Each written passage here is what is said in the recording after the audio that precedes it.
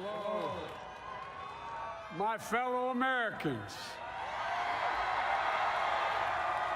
and the people who brought me to the dance, Delawareans. I see my buddy Senator Tom Carper down there, and I think Senator Coons is there, and I think the governor's around. Is that Ruth Ann? And that former Governor Ruth Ann Minner. Most importantly, my sisters-in-law and my sister Valerie. Anyway. Folks, the people of this nation have spoken. They've delivered us a clear victory, a convincing victory, a victory for we the people. We've won with the most votes ever cast on a presidential ticket in the history of the nation. 74 million.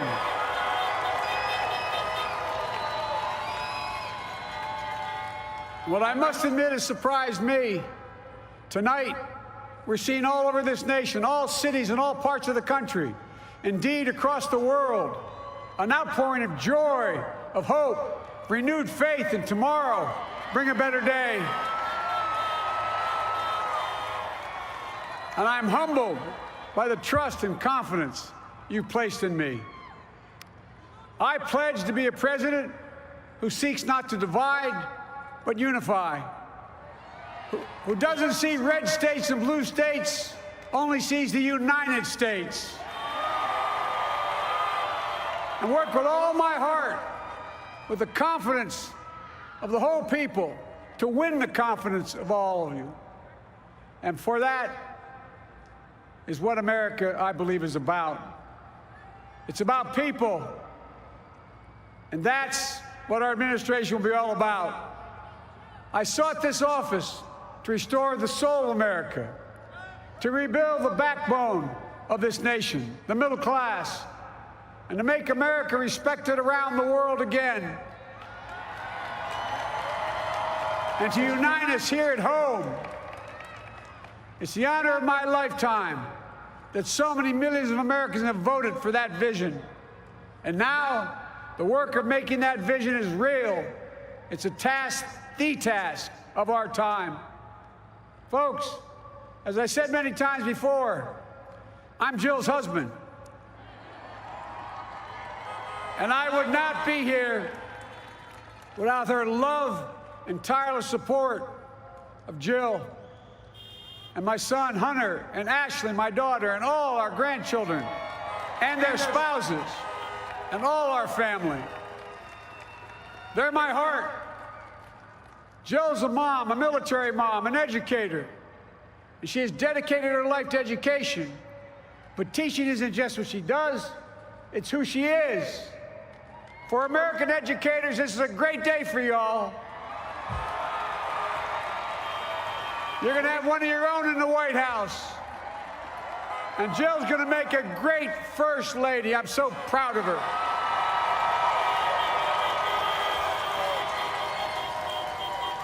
And I'll have the honor of serving with the fantastic Vice President who you just heard from, Kamala Harris, who makes history as the first woman, first black woman, the first woman from South Asian descent, the first daughter of an immigrant ever elected in this country. Don't tell me it's not possible in the United States. It's long overdue. And we're reminded tonight of those who fought so hard for so many years to make this happen. But once again, America's bent the arc of the moral universe more toward justice. Kamala, Doug, like it or not, your family, you become an honorary Biden, there's no way out. To all those of you who volunteered and worked the polls in the middle of this pandemic, local elected officials, you deserve a special thanks from the entire nation. And to my campaign team and all the volunteers, and all who gave so much of themselves to make this moment possible, I owe you. I owe you. I owe you everything. And to all those who supported us, I'm proud of the campaign we built and ran. I'm proud of the coalition we put together, the broadest and most diverse coalition in history. Democrats, Republicans, independents, progressives, moderates, conservatives, young, old, urban, suburban, rural, gay, straight, transgender, white, Latino, Asian, Native American. I mean it, especially those moments, and especially for those moments when this campaign was at its lowest ebb. The African-American community stood up again for me. You've always had my back, and I'll have yours. I said at the outset, I wanted to represent this campaign to represent and look like America. We've done that. Now that's what I want the administration to look like and act like. For all those of you who voted for President Trump, I understand the disappointment tonight. I've lost a couple times myself, but now let's give each other a chance. It's time to put away the harsh rhetoric, lower the temperature, see each other again, listen to each other again. And to make progress, we have to stop treating our opponents as our enemies. They are not our enemies. They are Americans. They're Americans. The Bible tells us, to everything there is a season, a time to build, a time to reap, and a time to sow, and a time to heal. This is the time to heal in America.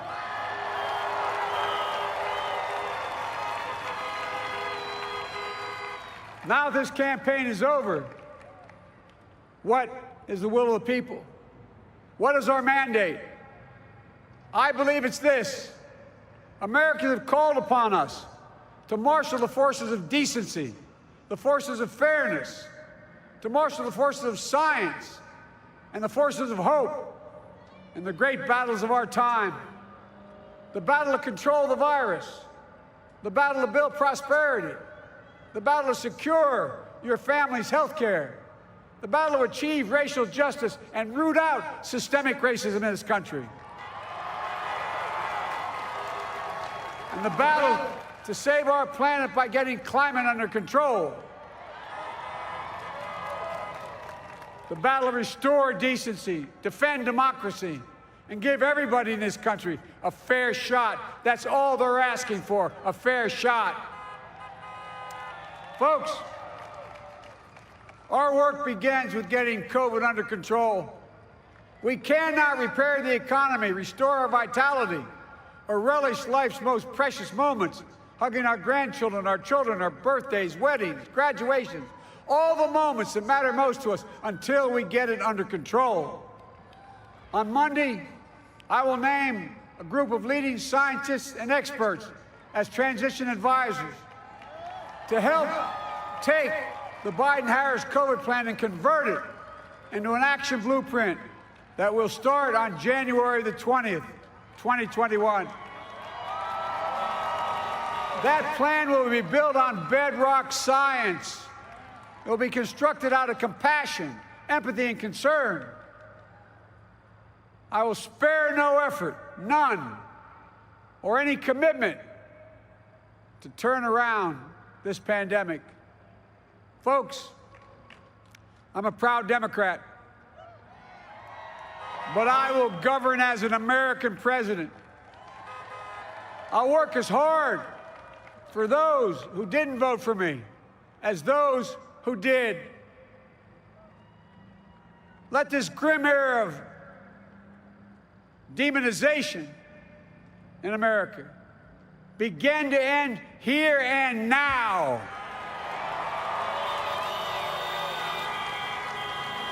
The refusal of Democrats and Republicans to cooperate with one another, it's not some mysterious force beyond our control. It's a decision, a choice we make. And if we can decide not to cooperate, then we can decide to cooperate. And I believe that this is part of the mandate given to us from the American people. They want us to cooperate in their interest. And that's the choice I'll make. And I'll call on Congress, Democrats and Republicans alike, to make that choice with me. The American story is about slow yet steadily widening the opportunities in America. And make no mistake, too many dreams have been deferred for too long. We must make the promises of the country real for everybody, no matter their race, their ethnicity, their faith, their identity, or their disability. Folks, America has always been shaped by inflection points, by moments in time where we've made hard decisions about who we are and what we want to be. Lincoln in 1860, coming to save the Union. FDR in 1932, promising a beleaguered country a new deal. JFK in 1960, pledging a new frontier. And 12 years ago, when Barack Obama made history, he told us, yes, we can. Well, folks, we stand at an inflection point. We have an opportunity to defeat despair, to build a nation of prosperity and purpose. We can do it. I know we can. I've long talked about the battle for the soul of America. We must restore the soul of America. Our nation is shaped by the constant battle between our better angels and our darkest impulses. And what presidents say in this battle matters. It's time for our better angels to prevail. Tonight, the whole world is watching America. And I believe at our best, America is a beacon for the globe. We will lead not only by the example of our power, but by the power of our example. I've always believed, many of you heard me say it, I've always believed we can define America in one word: possibilities. That, in America, everyone should be given an opportunity to go as far as their dreams and God-given ability will take them. You see, I believe in the possibilities of this country. We're always looking ahead to an America that's freer and more just, ahead to an America that creates jobs with dignity and respect, ahead of America that cures diseases like cancer and Alzheimer's, ahead to an America that never leaves anyone behind, ahead of America that never gives up, never gives in. This is a great nation. It's always been a bad bet to bet against America. We're a good people. This is the United States of America, and there's never been anything we've been not able to do when we've done it together. Folks, in the last days of the campaign, I began thinking about a hymn that means a lot to me and my family, particularly my deceased son, Bo.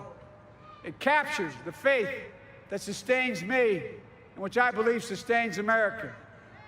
And I hope it can provide some comfort and solace to 230,000 Americans who've lost a loved one to this terrible virus this year. My heart goes out to each and every one of you. Hopefully this hymn gives you solace as well. And it goes like this: and he will raise you up on eagle's wings, bear you on the breath of dawn, and make you to shine like the sun, and hold you in the palm of his hand.